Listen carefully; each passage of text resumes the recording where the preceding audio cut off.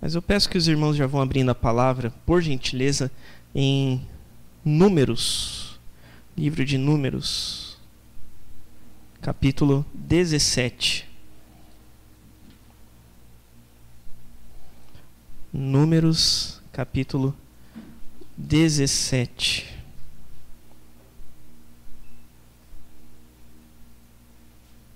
Nós vamos ler os versículos 1 ao 11.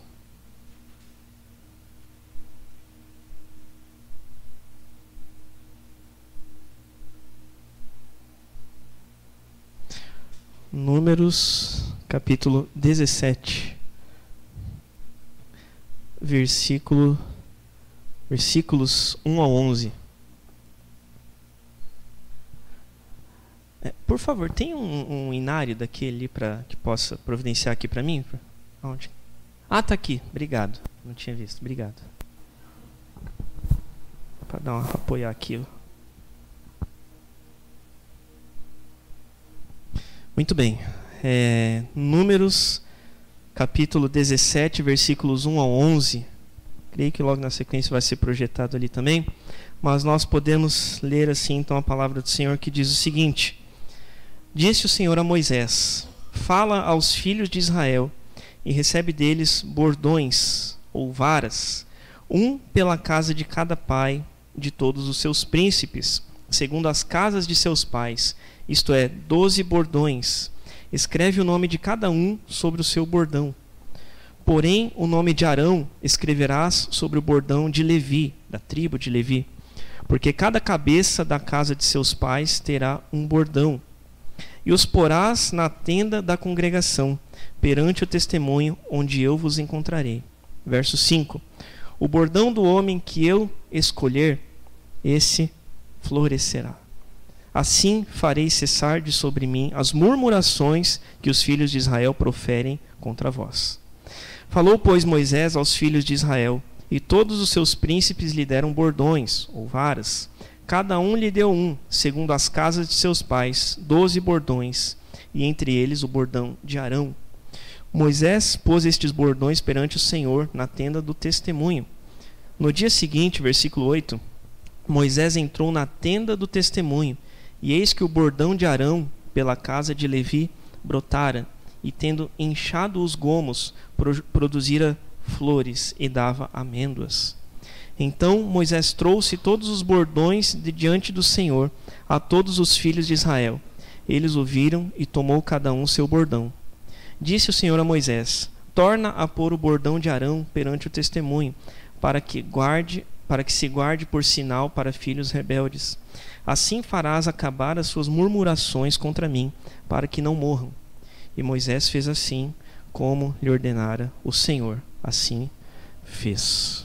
Vamos orar mais uma vez em nome de Jesus. Pai, nós agradecemos a Ti, porque a Tua palavra é viva, ela é eficaz e ela é mais penetrante do que uma espada de 2 gumes, porque ela pode penetrar o mais profundo do nosso ser, os nossos pensamentos, o nosso coração, as intenções que estão no nosso íntimo.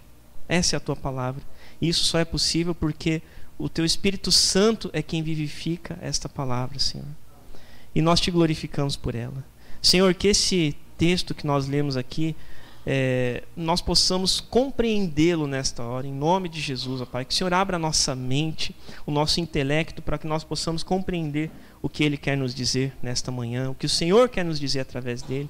Que o Senhor abençoe a cada um dos meus irmãos que está aqui escutando essa palavra, que o Senhor abra os ouvidos para que eles possam realmente absorver e compreender a Tua palavra. Me ajuda também nesta hora, Pai, eu preciso do Senhor, eu sou completamente dependente de Ti, que o Senhor me ajude nesta hora, que o Senhor me capacite a compartilhar esta palavra com os meus irmãos. Em nome de Jesus eu oro e agradeço. Amém e amém. Glórias a Deus.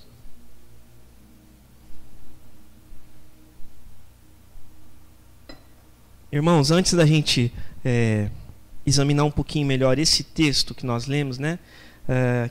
Inclusive eu dei o próprio título ali da passagem, né?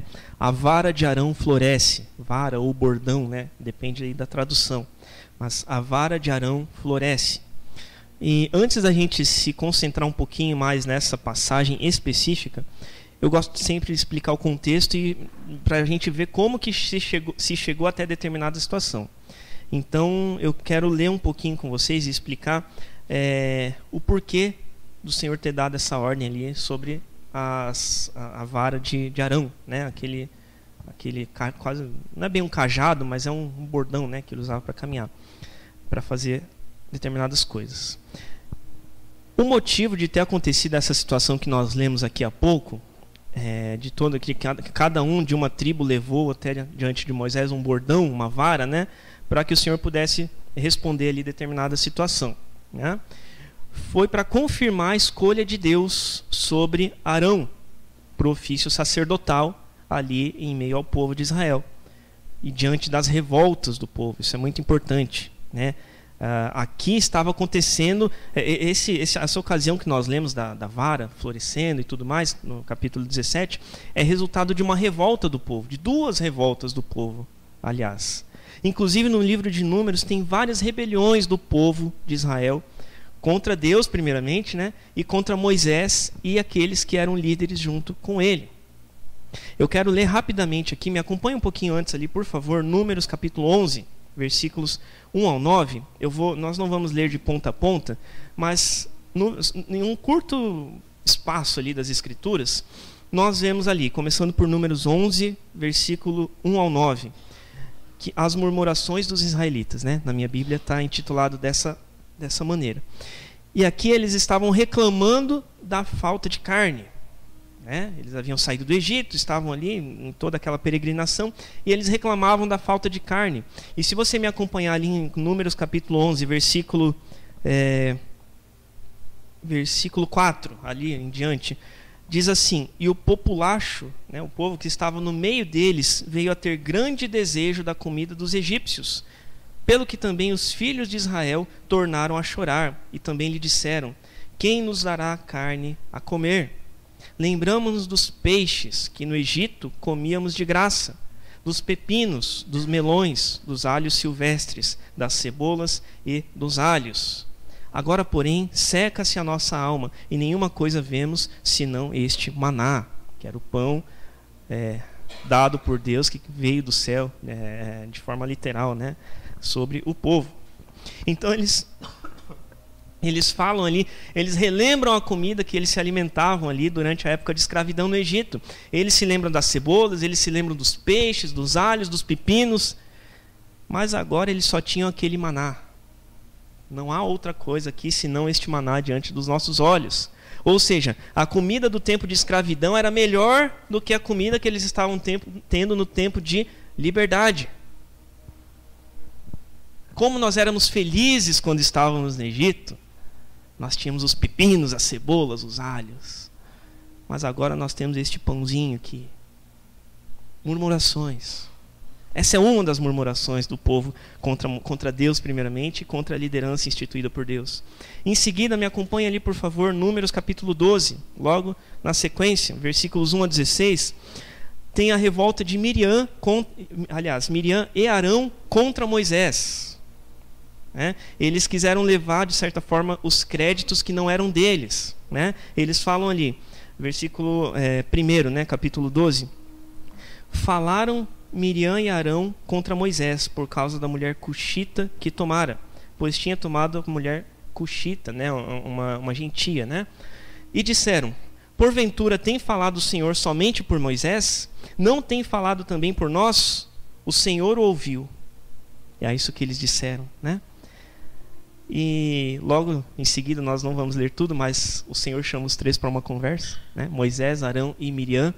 E Miriam, ela fica leprosa ali, ela fica com a pele toda branca, né, de lepra, por conta de ter se levantado contra aquele que seu irmão não apenas irmão em fé, digamos, né, na fé judaica, mas irmão consanguíneo, irmão biológico, e aquele que o Senhor havia instituído como líder do povo. Outra revolta essa, né?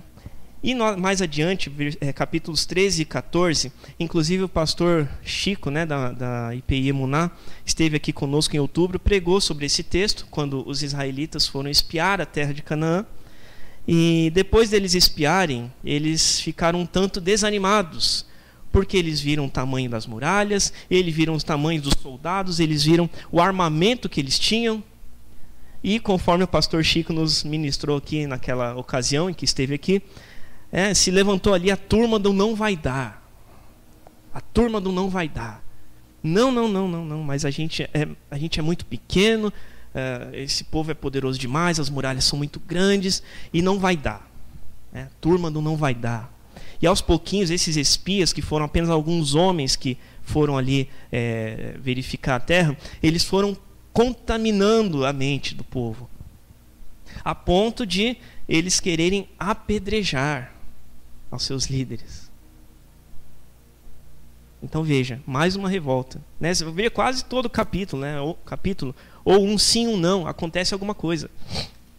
E em seguida, por conta disso, nós vemos que Deus ele tem castigado o povo. Capítulo 14 já consta ali o castigo de Deus sobre o povo, né? Eu quero ler essa parte porque eu estava lendo para escrever esse sermão e eu achei, honestamente, eu achei muito chocante. Porque ele fala ali em Números 14, a partir do versículo 20: tornou-lhe o Senhor, segundo a tua palavra, eu lhe perdoei ao povo. Porém, tão certo como eu vivo e como toda a terra se encherá da glória do Senhor, nenhum dos homens que tendo visto a minha glória, e os prodígios que fiz no Egito e no deserto, todavia me puseram à prova, veja, me puseram à prova, já 10 vezes, e não obedeceram a minha voz. Nenhum deles verá a terra que com juramento prometi a seus pais. Sim, nenhum daqueles que me desprezaram a verá.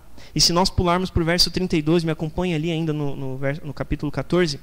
Porém, quanto a vós outros, o vosso cadáver cairá neste deserto. Vossos filhos serão pastores neste deserto 40 anos, e levarão sobre si as vossas infidelidades, até que o vosso cadáver se consuma neste deserto. Segundo o número de dias em que espiastes a terra, 40 dias, cada dia representando um ano, levareis sobre vós as vossas iniquidades 40 anos, e tereis experiência do meu desagrado. Foi aí que eles foram penalizados em ficar 40 anos andando em círculos no deserto.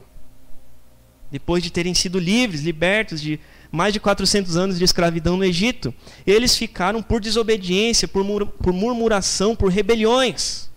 40 anos andando em círculos no deserto. E por fim, chegamos ao auge em Números 16, né? Isso é só para explicar como... Eu estava falando com a Márcia em casa, estudando sobre esse texto, mas a gente tem que olhar para o próprio umbigo sempre, claro, mas o que tinha de errado com esse povo, né? Para murmurar tanto assim. O que tinha de errado com esse povo? Toda hora eles estavam murmurando, toda hora eles encontravam algum motivo para falar contra Deus, para falar contra o ungido dele, né? O que tinha de errado com eles? Isso é para nós, né? O que tem de errado conosco, muitas vezes, nesse sentido. Mas me acompanha ali em Números 16, ali no início do capítulo, vai culminar numa revolta, e aí o Senhor vai tomar essa atitude ali da vara de Arão, que nós lemos. Corá, capítulo 16 ali, versículo 1. Corá, filho de Izar, filho de Coate, da tribo de Levi, tomou consigo a Datã e Abirão, filhos de Eliabe, e Aon, filho de Pelete, da tribo de Ruben. Aí veja a revolta. Levantaram-se perante Moisés com 250 homens dos filhos de Israel, príncipes da congregação, eleitos por ela, varões de renome. E se ajuntaram contra Moisés e contra Arão, e lhe disseram: basta, pois que toda a congregação é santa, cada um deles é santo, e o Senhor está no meio deles. Por que, pois, vos exaltais sobre a congregação do Senhor? E tendo ouvido isto, Moisés caiu sobre o seu rosto, e falou a Corá e a todo o seu grupo, dizendo: amanhã pela manhã o Senhor fará saber quem é dele, quem é o santo que fará chegar a si. Aquele a quem escolher fará chegar a si. Nesse mesmo capítulo tem uma outra revolta, nós não vamos nos ater a ela, mas o fato é que tudo isso, todas essas murmurações, todas essas revoltas, culminam em um posicionamento do Senhor. Ele fala: então, ok, vamos acabar com esse assunto de uma vez por todas.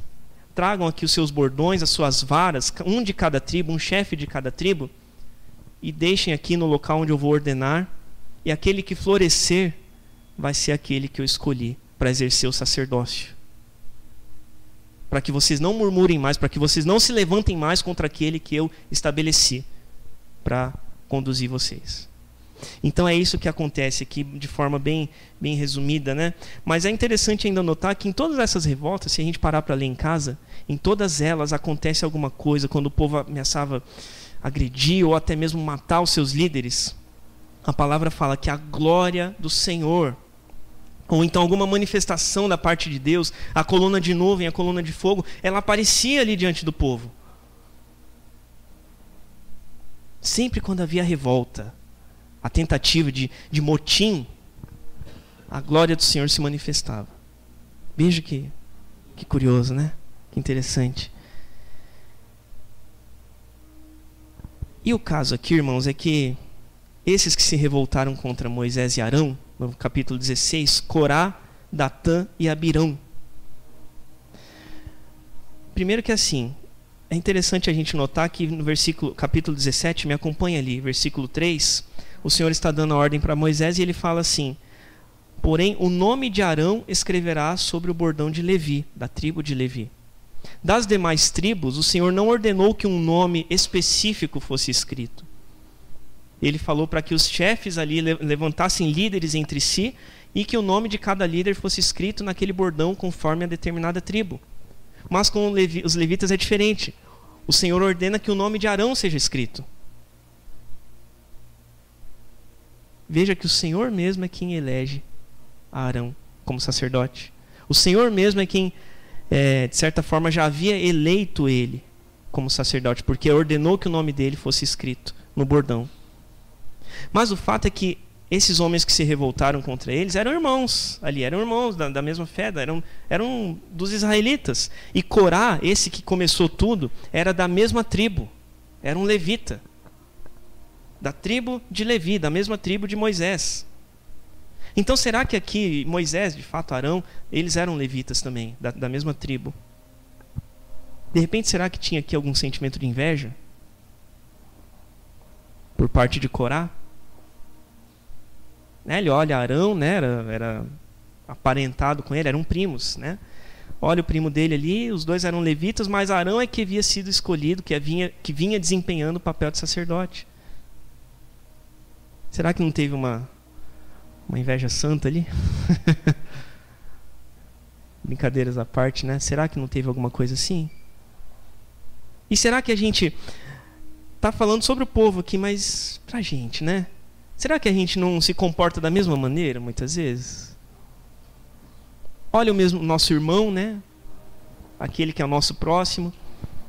Por que ele? Por que ela? Não, mas... E muitas vezes a gente se exalta a nós mesmos, né? Eu poderia estar fazendo muito melhor. Mas por que a irmã era isso? Por que a irmã era isso? Eu poderia fazer melhor que ela. Muitas vezes a gente se comporta dessa mesma maneira que Corá se comportou e se revoltou contra o seu primo. E não bastasse isso, né? Em vez da gente se alegrar com o nosso irmão, se alegrar pelos benefícios, se alegrar pelas bênçãos, se alegrar com aquilo que Deus tem feito, a gente fica invejoso, né? Deus tenha misericórdia de nós. Mas não bastasse essa possível inveja que fica aqui velada, né, na palavra, ele ainda não guardou só para ele, mas ele tinha que contaminar outros, né? E ele contaminou outros 2 homens ali, não só 2 homens, mas que ele destaca ali para nós, Datã e Abirão, que eram de outra tribo, e mais 250 homens, né? Números 16 ali, versículo 2. Levantaram-se perante Moisés com 250 homens dos filhos de Israel, príncipes da congregação, eleitos por ela, varões de renome. Eram pessoas estimadas pelo povo, eram líderes, eram pessoas em que o povo confiava. E esses homens cederam a uma revolta levantada ali, causada por uma murmuração, por uma inveja. Se a gente caminhar ali para mais adiante, o Senhor então ele fala: escolham representantes de cada uma das 12 tribos, peguem o bordão, escrevam o nome desses líderes em cada bordão conforme a tribo, e vocês vão entregar para Moisés, e Moisés vai deixar no lugar que eu designar, e através disso eu vou dar um sinal daquele que eu escolhi. Só que, como eu falei, para a tribo de Levi, Deus especificou que fosse Arão. Não falou para eles escolherem entre se elegerem alguém, mas falou para que fosse Arão, que tivesse o nome dele, né?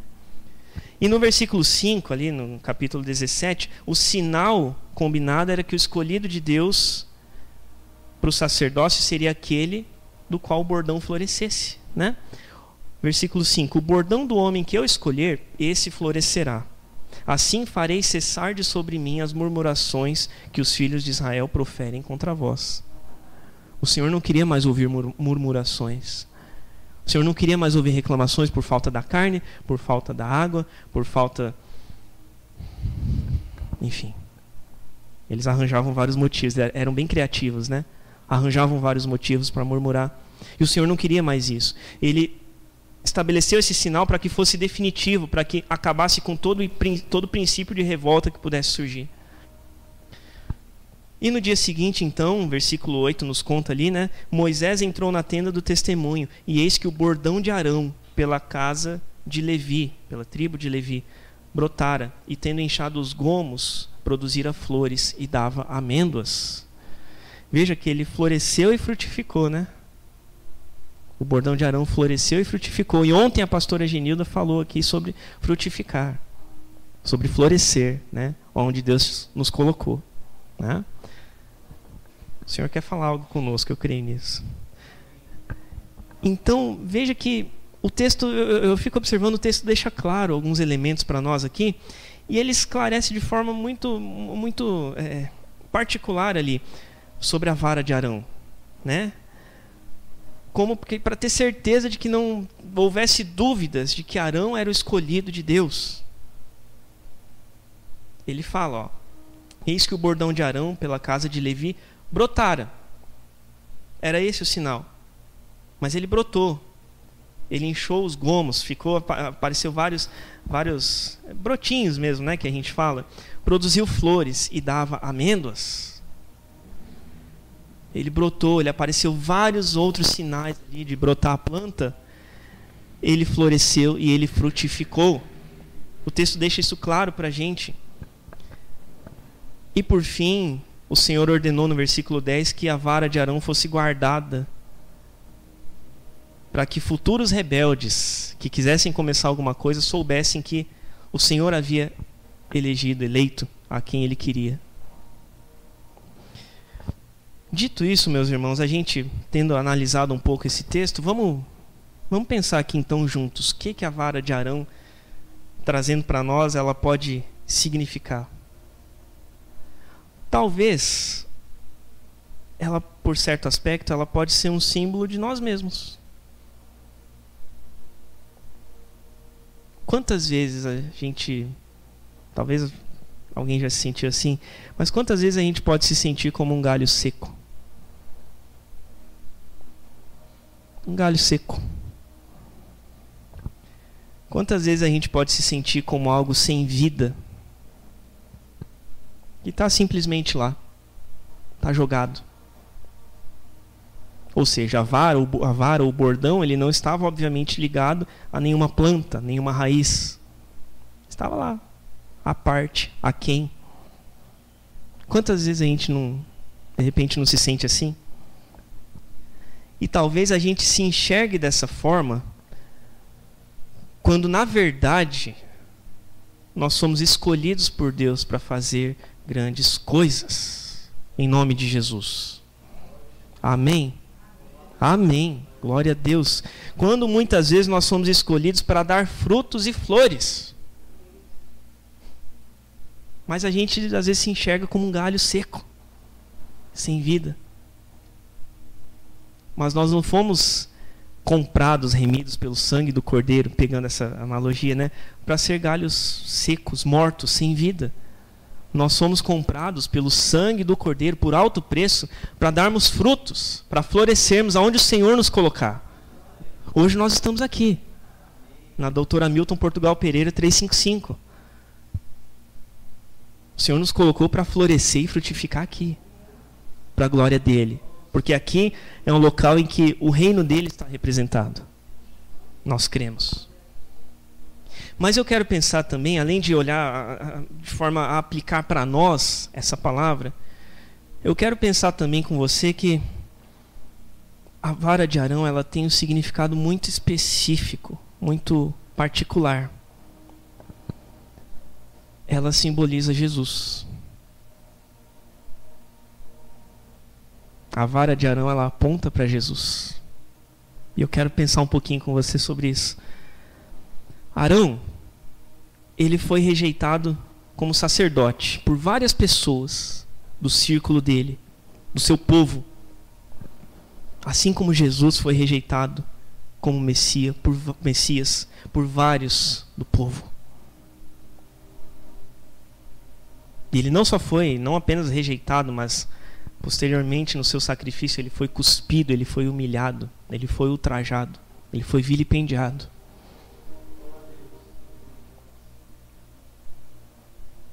Mas se nós lermos, eu peço que você me acompanhe ali no Evangelho de Mateus, por favor, capítulo 21, verso 42. Mateus 21, verso 42.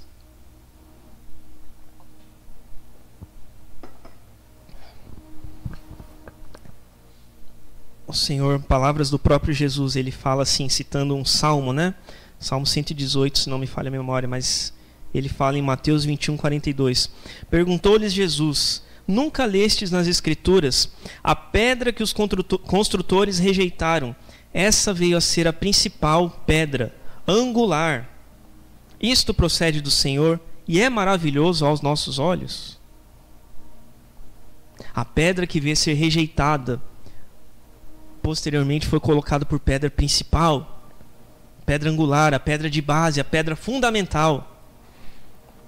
E Jesus era essa pedra fundamental, a pedra principal, mas que havia sido rejeitada. Ele havia sido rejeitado, inclusive pegando um paralelo com Arão, que Arão era sacerdote. E Jesus de fato era um sacerdote, ele tinha seus 3 ofícios, profeta, sacerdote e rei. E ele foi rejeitado como os 3, por muitos. Ou seja, a rejeição do povo a Arão era uma figura daquilo que havia de vir na rejeição sobre Jesus. E eu vejo que isso fala conosco também a respeito de, apesar da vara de Arão apontar para Jesus, isso fala também para nós sobre questão de identidade, de quem nós somos em Cristo. Porque aqui, Arão, ele era um homem, um sacerdote da tribo de Levi. Levi era justamente, tinha essa classe de funções, digamos assim, do sacerdócio. Arão era da tribo de Levi, terceiro filho de Jacó. Aliás, eu esqueci de anotar o nome do seu pai, mas ele era descendente direto de Lia, a esposa de Jacó. E nós já vimos aqui algumas vezes que Lia era a esposa rejeitada. Lembra? Jacó se casou com Lia e Raquel, as 2 irmãs. Raquel era a preferida, Lia era a rejeitada. Arão era descendente de Lia, não de Raquel. Descendente da rejeitada lá atrás, que foi rejeitado posteriormente. Veja como fala da identidade também, né? E Jesus era quem? Era o filho do carpinteiro. Jesus era nascido no vilarejo de Nazaré. Aliás, morava, né? Cresceu em Nazaré, né? Veio de lá, passou a sua vida lá. Mas pode vir algo bom de Nazaré? Esse era Jesus, ele veio de lá. Filho do carpinteiro que veio de Nazaré. Foi rejeitado. Foi rejeitado pelos seus. E da mesma forma com que foi feito com Arão, muitos do povo se revoltaram contra Jesus. quando ele começou a mostrar o seu poder, quando ele começou a desempenhar o seu ministério, fazer grandes milagres e confrontar os pecados, e o Império Romano começou a vê-lo como uma ameaça, no sentido de tomada de poder, de revolta. Jesus irritou muita gente. Muita gente. E muita gente importante, humanamente falando, né? Em status.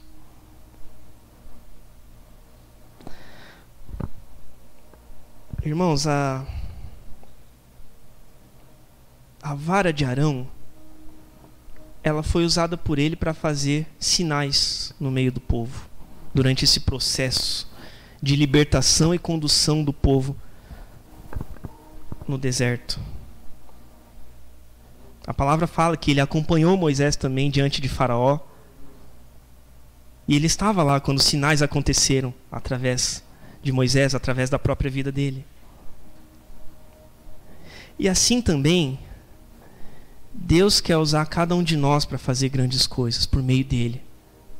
Porque se a vara de Arão aponta para Jesus, e nós somos a imagem e semelhança dele, buscamos a semelhança de Cristo, que é a santificação, então nós também somos instrumentos, ele nos espera como instrumentos para fazer grandes coisas, para fazer grandes milagres. Assim como foi feito lá por Arão, assim como foi feito pelo próprio Jesus. A palavra fala que ele nos daria poder para fazer coisas maiores. Mas nós precisamos saber quem nós somos nele mesmo para isso. Nós somos um galho seco? Uma vara qualquer? Ou nós somos uma vara que floresce, que frutifica, que gera novos brotos, que gera novos ramos?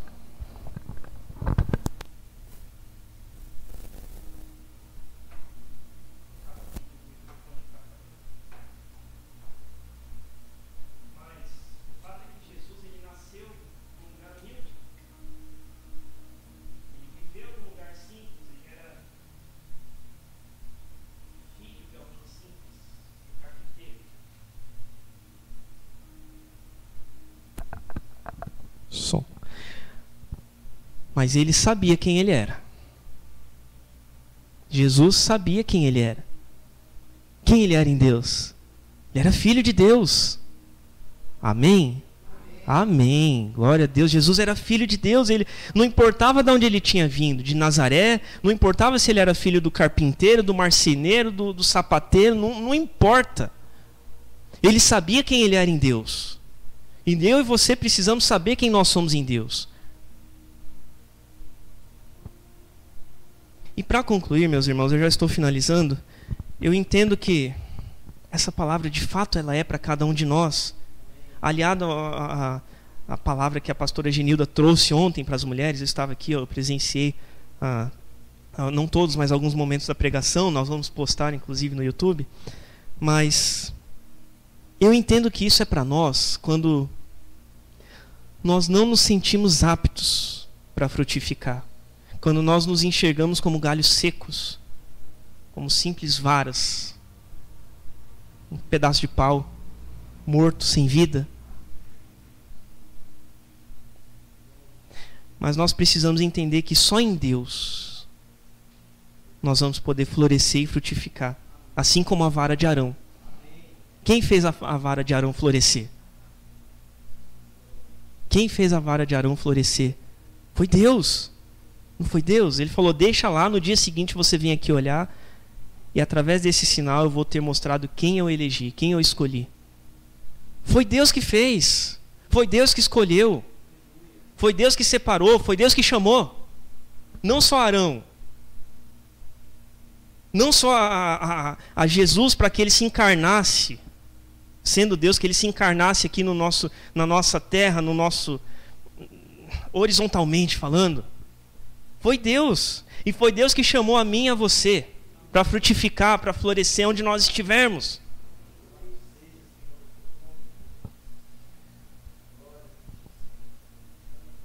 Mas, além do âmbito individual, particular, cada um de nós, eu vejo que essa palavra é para a igreja. de forma comunitária, IPI Ebenezer. Essa palavra é para nós, no conjunto, no coletivo, porque talvez nós tivemos aqui a prestação de contas antes, e nós sabemos da caminhada que nós temos, que já aconteceu antes, e talvez a gente se veja como uma vara comum, assim como qualquer outra, junto com as demais. Talvez sem valor. Mas eu quero compartilhar com você um negócio muito pessoal. Dessa semana, assim, num momento com Deus, o Senhor me deu uma palavra para essa igreja. Irmãos, com muito temor, assim, eu estou abrindo um negócio muito pessoal, muito íntimo, de um momento meu com Deus. Mas o Senhor me deu uma palavra onde Ele falou claramente: a igreja está sendo curada. A igreja, presta bem atenção, a igreja, a IPI Ebenezer está sendo curada. A nossa igreja, talvez uma vara seca, ela está sendo curada para poder florescer e frutificar em Jesus. Eu creio. Mas, e presta bem atenção que a cura é uma bênção, né? É claro que é uma bênção. Mas eu tenho dito muito sobre isso. É um processo. A cura é um processo. Deus pode curar sobrenaturalmente.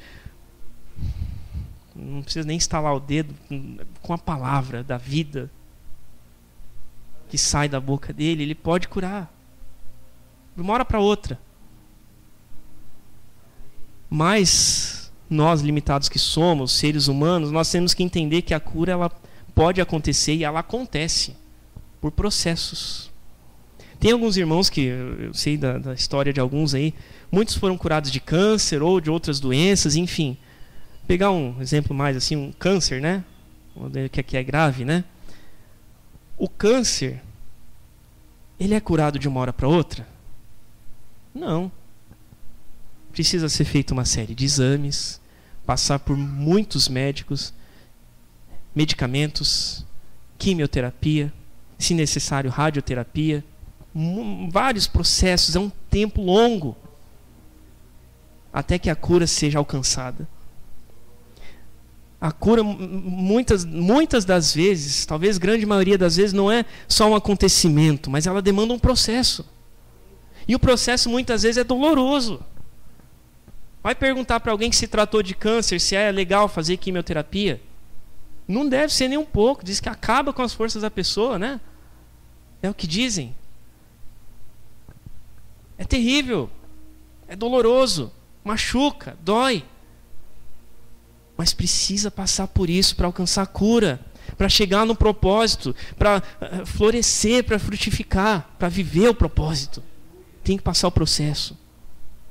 E eu creio que a igreja está sendo curada. Então ela está no processo, ela está no tratamento. Seja no âmbito de células, de programações, de eventos, de evangelismo, financeiro. Enfim. Como um todo eu vejo que ela está sendo curada.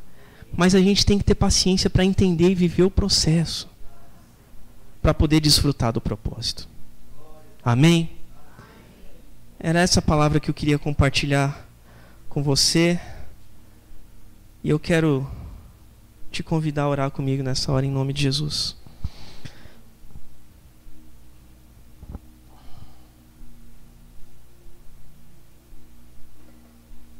Pai, nós agradecemos ao Senhor, porque nós cremos que nós estamos aqui, Pai, que o Senhor nos colocou neste lugar para florescer, para dar frutos em Teu nome, Jesus, pelo poder que há no Teu nome. É só assim que nós podemos fazer isso. Nós precisamos estar ligados à videira para frutificar, porque sem o Senhor nós não podemos fazer nada.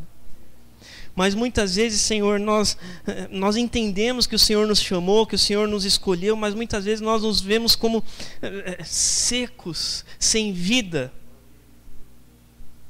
sem vigor, sem ânimo. Mas nós pedimos que o Senhor assim como o Senhor fez com a vara de Arão, que nós possamos frutificar e florescer e abençoar aqueles que estão perto, não pela nossa força, porque nós não temos nada de nós mesmos, mas é o Senhor quem faz. Quando a vara de Arão brotou, floresceu, frutificou, ninguém a plantou, ninguém colocou na terra, ninguém adubou, ninguém regou, mas o Senhor fez. O Senhor fez. Então que o Senhor faça assim também comigo, com os meus irmãos, com esta igreja, para que nós possamos frutificar pelo poder que há no nome de Jesus, porque é o Senhor quem faz. Nós somos meros instrumentos, nós somos intermediários para abençoar aqueles que estão perto de nós, mas quem faz, quem dá o crescimento é o Senhor. Então que seja desta forma conosco, Senhor, com a minha vida, com os meus irmãos, com a liderança desta igreja, Senhor. Faz, Deus, para a tua glória. Faz crescer, faz frutificar, faz florescer, Senhor.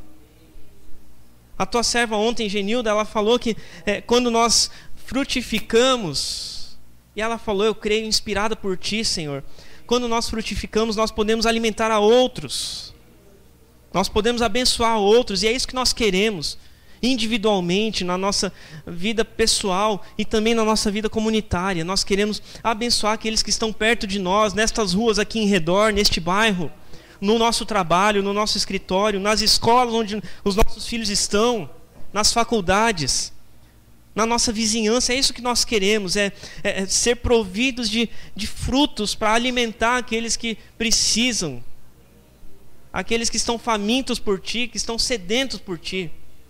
É isso que nós queremos, Senhor. Mas que para isso acontecer, Senhor, que o Senhor possa realmente tornar real essa palavra de que a tua igreja está sendo curada.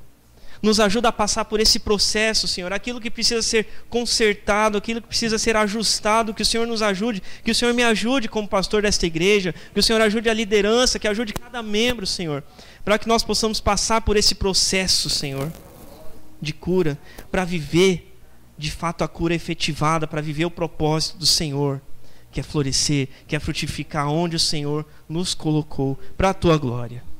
Em nome de Jesus, que da onde não existe nada, que a partir de onde está seco, que o Senhor faça brotar vida, e nova vida, Senhor. Em nome de Jesus e para a tua glória que nós oramos e agradecemos. Amém.